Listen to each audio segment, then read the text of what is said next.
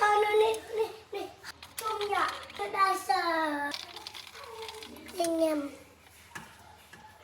tôi gọi tiết chắc nhầm mì ngon vậy con you like it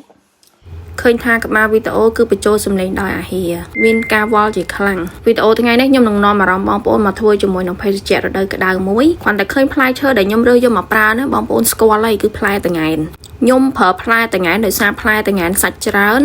ហើយពេលញ៉ាំទៅវាអត់ក្តៅកដូចផ្លែមៀនទេអញ្ចឹងមានកូនតូចៗនៅផ្ទះក៏អាចញ៉ាំបានដែរអត់បារម្ភថាខ្លាចក្តៅកក្តៅខ្លួនអីទេហើយបើនិយាយពីចំណូលចិត្តមួយផងដែរគឺខ្ញុំអត់ចូលចិត្តផ្លែមៀនទេដោយសារផ្លែមៀនគឺអត់សូវមានសាច់តែបើផ្លែតង្កែនគឺសាច់ពេញណែនដូចបងប្អូនឃើញអញ្ចឹងគ្រាប់ឡើងទូចហ្មងអញ្ចឹងយើងញ៉ាំស្និតមាត់ណាការធ្វើភេសជ្ជៈមួយមុខនេះគឺយើងអត់ចំណាយពេលយូរទេតែមួយផ្លែតបានទឹកត្រជាក់ញ៉ាំត្រជាក់ចិត្តហើយគ្រាន់ថាវាយូរត្រង់ពេលបកតង្កែនបើសិនជាមានអ្នកជួយបកទៀតកាន់តែប្រសើរ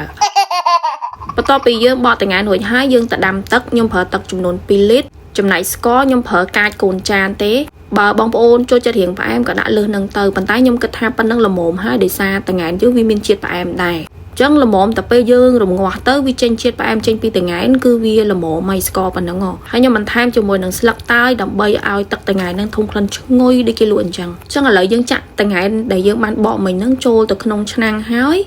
យើងកូរស្ករកូរអីឲ្យលាយសព្វអស់ហើយបន្ទាប់មកយើងបិទគម្របរងចាំឲ្យវាពុះ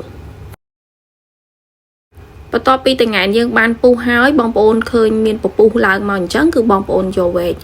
ដួសវាឡើងមកដើម្បីឲ្យទឹកតង្កែនយើងនឹងគឺថ្លាល្អគួរឲ្យចង់ញ៉ាំហ្មងភេសជ្ជៈមួយមុខនេះខ្ញុំធ្លាប់ទិញគេលក់ក្នុងតម្លៃមួយកំប៉ុង 5000 រៀលតោះឥឡូវយើងមកដាក់តកកត្រជាក់ញ៉ាំឲ្យត្រជាក់ចិត្តតិចមើលបងប្អូនណាបើធ្វើពេលថ្ងៃក្តៅគឺថាមួយឆ្នាំងនឹងដឹងតែអស់ហ្មងបងប្អូនឃើញសាច់តង្កែនរបស់ខ្ញុំឯងលងទលុកហ្មងពេលបងប្អូនឃើញភេសជ្ជៈមួយមុខនេះហើយបងប្អូនបានសម័យដល់ឡាផ្លែឈើកំប៉ុងដែលគេដាក់លក់នៅតាមផ្សារទៅនៅវិញញ៉ាំអីកូននេះ nhầm có